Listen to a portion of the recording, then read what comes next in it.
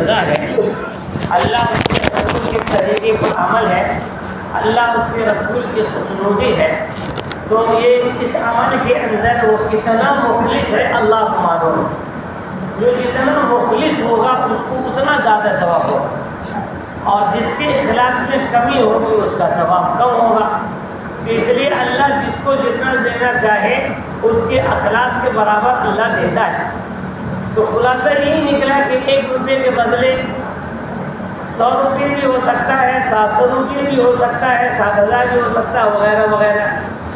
تو جو بھی خرچ کرنا چاہیے وہ خرچ کرتا ہے اپنوں کے اوپر، غیر کے اوپر، لوگوں کی مدد کرتا ہے، غریبوں کے آنسو کو پوچھتا ہے، بیواؤں کے آنسو کو پوچھتا ہے، یتیم کے سر پہ دست شفقت رکھتا ہے، طالب علم کی مدد کرتا ہے، جو لوگ ضرورت مند ہیں، بیمار ہیں، سہارا کی ضرورت اس کو سہارا دیتا ہے، تو اللہ رب العزت اس کے بدلے میں اس مقدار کے مطابق ثواب دیتا ہے جو اس کے خلوص کے بقدر ہوتا ہے۔ اللہ رب العزت کے اوپر ہے، اللہ جتنا دینا چاہے دے سکتا ہے، اس کے خزانے میں کوئی کمی نہیں۔ تو لہذا جو بھی خرچ کیا جائے اللہ کی رضا کے، اللہ کی محبت، اللہ کے خوشنودی میں، اللہ کی اطاعت میں خرچ کرنا چاہیے، رسول اکرم صلی اللہ علیہ وسلم کے سنت پر عمل کرتے ہوئے خرچ کرنا چاہیے، اس کا ثواب ملتا ہے۔ اسی جگہ اگر مال غلط استعمال کیا ہے، یعنی وہ مال کسی کا ہڑپا ہوا ہے، کسی سے ناجائز طریقے پر حاصل کیا ہوا ہے، یا اس کے اندر رشوت ہے، اس کے اندر سود ہے، حرام کا کوئی مادہ ہے، تو وہ اربوں روپیہ خرچہ کر دے، اللہ کے نزدیک اس کی کوئی قدر و قیمت نہیں، اللہ کے نزدیک اس کی کوئی قدر نہیں ہے، اس کا کوئی ثواب نہیں ہے۔ وہ مال اس کے منہ پہ مار دیا جائے گا اور کہا جائے گا کہ یہ تیرا مال اس لائق نہیں تھا کہ میرے لیے خرچہ کیا جا سکے اور میں اسے قبول کروں۔ کیونکہ اللہ کے نزدیک جو مال مقبول ہے وہ طیب ہو، پاک ہو، حلال ہو، ہر اعتبار سے، برائی سے محفوظ ہو، وہ مال اللہ قبول کرتا ہے۔ تو اس کے اندر کوئی ایسی کمی کوتاہی ہے تو وہ بھی قبول نہیں ہوتا۔ تو مال اپنے کسب کی کمائی ہونی چاہیے، اپنے محنت کی ہونی چاہیے، حلال طریقے پر رزق کمانے کی کوشش بھی کرنی چاہیے، اور اللہ سے مانگنا بھی چاہیے، اور اسی مال میں سے خرچ کرنا چاہیے۔ یہ ایک سبق تھا جسے میں نے آپ کے سامنے دہرایا۔ آگے جو موضوع ہے وہ یہ ہے کہ جو آدمی صاحب نصاب ہے، یعنی جس کے پاس 612.5 گرام چاندی یا 87.5 گرام سونا ہو، یا اس سے زیادہ ہو، یا ان دونوں میں سے کسی ایک کی قیمت موجود ہو، وہ قیمت روپیے کے اعتبار سے ہو، یا سونا چاندی کے اعتبار سے ہو، یا مال تجارت کے اعتبار سے ہو، ایسے آدمی کو صاحب نصاب کہا جاتا ہے۔ ایسے آدمی پر زکوٰۃ فرض ہے۔ ہمارے معاشرے کے اندر بہت سارے لوگ کماتے کھاتے ہیں، صحیح بات ہے، ان کے پاس پیسے نہیں ہوتے، بینک بیلنس نہیں ہوتے کہ وہ زکوٰۃ ادا کریں، لیکن گھر کے اندر جو بیٹی ہیں، بہویں ہیں، مستورات ہیں، ان کے پاس اگر آپ جائزہ لیں گے زیور کا تو معلوم ہوا کہ ان کے یہاں اس کے مقابلے میں کئی گنا زیادہ ہے، اور وہ زکوٰۃ کا تصور ہی نہیں کرتے ہیں، ان کو بھی معلوم نہیں اور یہ بھی ادا کرنے کی فکر نہیں کرتے ہیں۔ اگر کسی خاتون کے پاس زیور ہے تو اس کے اوپر بھی زکوٰۃ کا ادا کرنا فرض ہے۔ اب سوال یہ ہے کہ وہ تو باہر کمانے جائیں گے نہیں، وہ آپ کے ماتحت ہے، بیوی ہونے کی حیثیت سے یا بیٹی ہونے کی حیثیت سے، تو آپ پر لازم ہے کہ آپ ان کے لیے اس رقم کا انتظام کریں، اور وہ رقم ان کو دیں کہ یہ آپ کے لیے لازم ہے ادا کرنا، یہ زکوٰۃ ادا کرنا ہے، یہ میں نے آپ کو دیا، آپ اس کی مالکہ ہیں، آپ زکوٰۃ ادا کر دیجئے، اور نہیں تو پھر ان کے جانب سے ان کو بتا کے زکوٰۃ خود آپ ادا کیجئے تاکہ اس کے مال کی زکوٰۃ ادا ہو جائے۔ وہ مال جس مال کی زکوٰۃ ادا کر دی جائے وہ مال کبھی ضائع نہیں ہوتا ہے، کبھی بھی وہ مال نیست و نابود نہیں ہوتا ہے، اور جس مال کے اندر زکوٰۃ کی ادائیگی نہیں ہوگی اس کی کوئی گارنٹی نہیں ہے، آج نہ کل اس کا نتیجہ زوال ہے۔ دیکھا گیا ہے، تجربہ بھی کیا گیا ہے۔ میں آپ کو بتاؤں، واقعہ ہے حاجی صاحب کے مونات بننے کا واقعہ ہے، بہت پہلے کا واقعہ ہے۔ ان کی دکان میں ان کے بازو میں آگ لگی، کپڑے کا دھندا تھا، کپڑے کی دکان میں آگ لگ جائے تو تصور بھی نہیں ہے کوئی بچے گا، وہ تو ختم ہونا ہی ہے۔ حاجی صاحب کو کسی نے جا کے کہا حاجی صاحب وہ فلاں مارکیٹ میں آگ لگ گئی، اچھا، بولے آپ کے بازو میں آگ لگی ہے، بولے اچھا، بولے حاجی صاحب آپ فکر نہیں کر رہے ہیں، تھانہ میں اپلیکیشن دینا پڑے گا، جانا پڑے گا، کوئی شور ہے یا نہیں، لوگ بہت شور شرابہ کر رہے ہیں۔ تو انہوں نے کہا کہ ٹھیک ہے، جس کا مال ہے وہی اس کا محافظ ہے، مال میرا تھوڑی ہے، وہ جس کا دیا ہوا ہے وہی اس کا محافظ ہے، مجھے اس کا ٹینشن نہیں ہے، دیکھتے ہیں اب وہاں جا کے کیا کریں گے ہم۔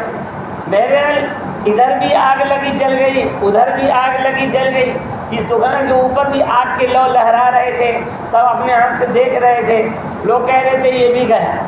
بہرحال پانی ہونے سے بجھانے کے بعد 1-2 دن کے بعد جب دکان کا شٹر اٹھایا تو شٹر بھی محفوظ تھا، ایک کپڑے کا دھاگا جل گیا تھا جو لپیٹا ہوا تھا پھیتا۔ حاجی صاحب نے منشی کو بلایا اور کہا کہ جناب آپ نے میرے مال کی ادائیگی میں یا اس کے حساب میں کمی کی ہے۔ کہا کیا ہوا حاجی صاحب؟ کہا وجہ یہ ہے کہ یہ دھاگا جلا کیسے، اس کو جلنا نہیں تھا۔ جب میں اہتمام کے ساتھ ایک ایک پیسے کا حساب کرتا ہوں، لین دین کا حساب کرتا ہوں، میں آپ کو رکھا ہوں، ہزاروں روپیہ اس کے لیے میں آپ پر خرچہ کرتا ہوں پورے سال، اور آپ سے میں نے کہہ دیا ہے کہ جو بھی میرا مال ہوتا ہے آپ مجھے بتائیے، اس کی زکوٰۃ ایک ایک پائی کی میں ادا کر دیتا ہوں، تو یہ جلا کیسے؟ ہم نے تو یہ سنا ہے، اللہ والوں نے بتایا ہے، نبی اکرم صلی اللہ علیہ وسلم کا فرمان ہے کہ زکوٰۃ ادا کرنے سے مال پاک اور صاف ہو جاتا ہے، اس مال کے اوپر کوئی آفت ناگہانی نہیں آ سکتی ہے، تو یہ جلا کیسے؟ یقیناً آپ نے میرے ساتھ خیانت کیا۔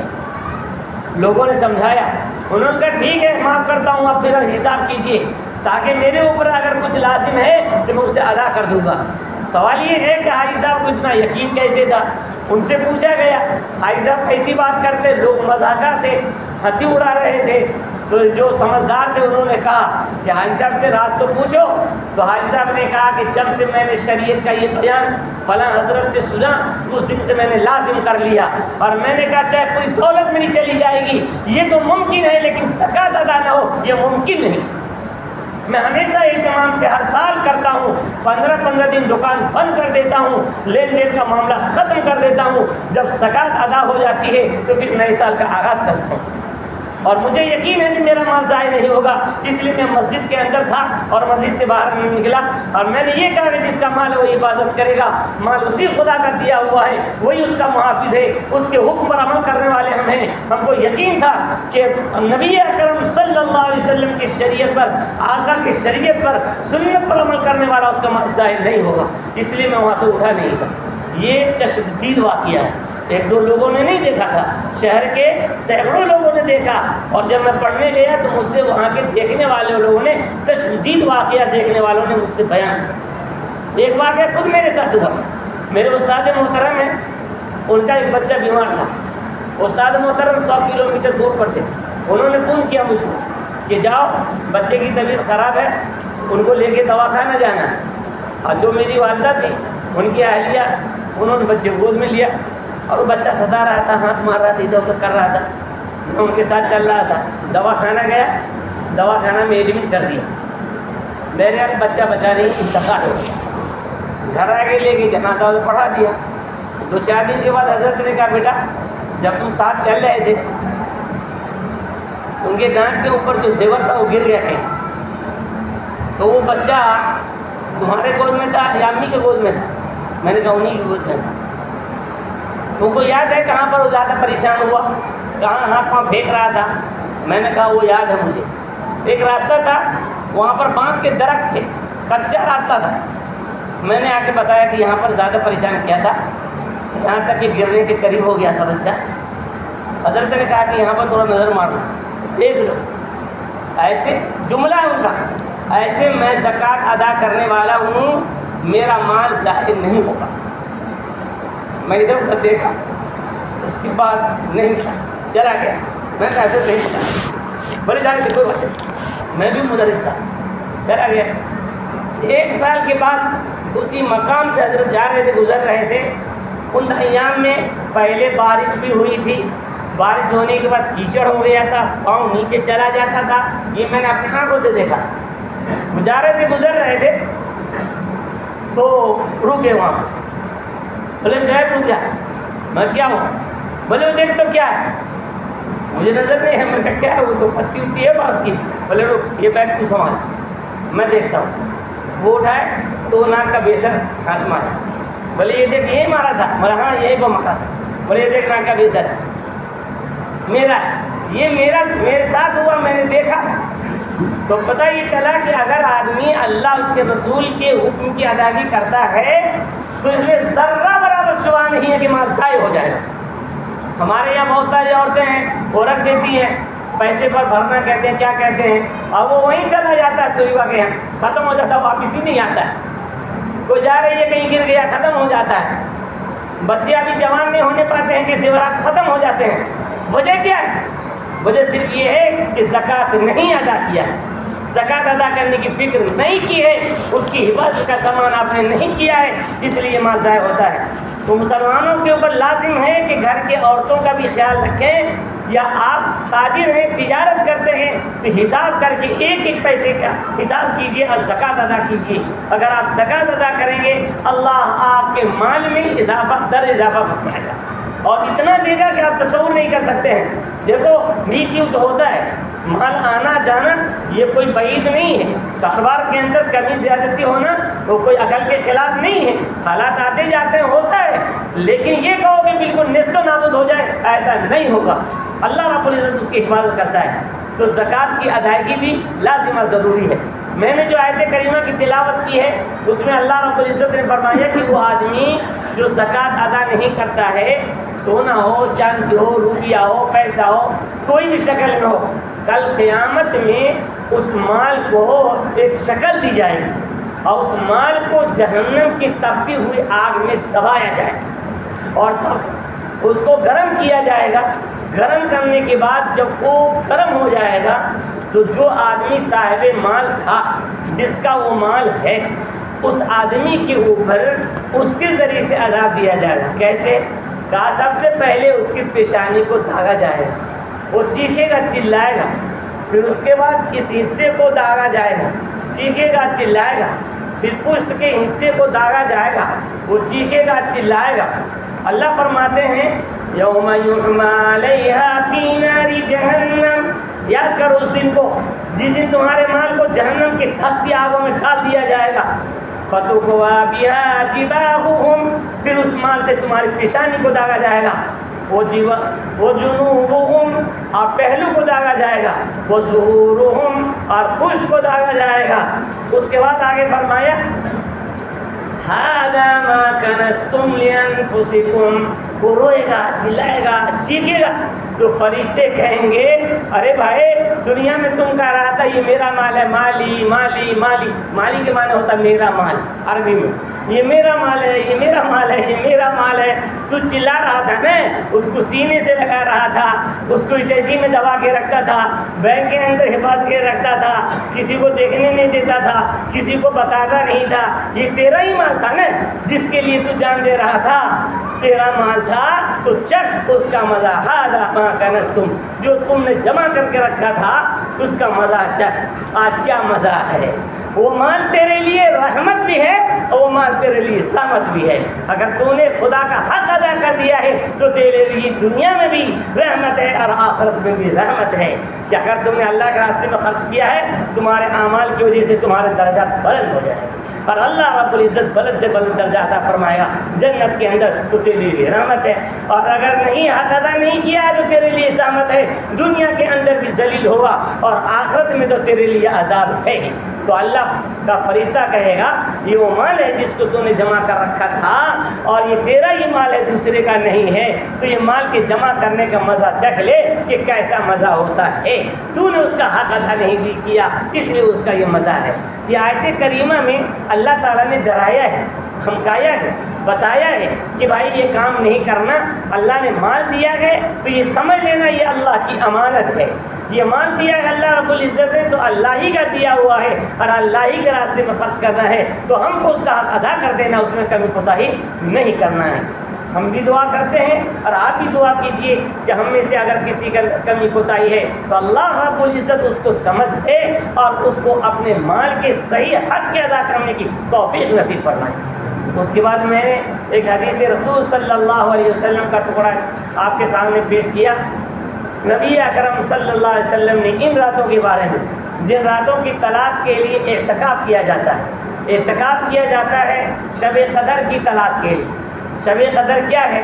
شب قدر کی فضیلت اللہ رب العزت نے خود آیت کریمہ میں نازل فرمایا، لوگوں کو اطلاع دیا، بتایا۔ اللہ رب العزت نے فرمایا انا انزلناہ فی لیلۃ القدر، کہا ہم نے قرآن کو نازل کیا ہے لیلۃ القدر میں۔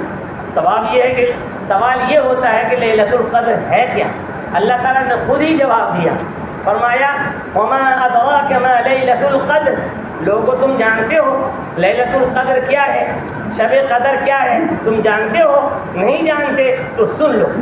وما ادراک ما لیلۃ القدر لیلۃ القدر خیر من الف شہر، لیلۃ القدر ایک ایسی رات ہے جو 1000 مہینوں سے بھی افضل ہے۔ یعنی اس ایک رات میں عبادت کرنا 1000 رات، 1000 مہینے کی جو رات ہوگی 1000 مہینہ عبادت کرنے سے بھی افضل ہے اور بہتر ہے۔ آدمی ایک دو شب عبادت کر لے اور اللہ کا فضل و کرم شامل حال ہو جائے تو 1000 مہینہ عبادت کرنے کا ثواب مل جائے تو یہ کون نہیں چاہے گا؟ بولو بھائی، کوئی ہوگا صاحب آخر جو اس کو ضائع کرے گا؟ نہیں، ضائع نہیں کرے گا۔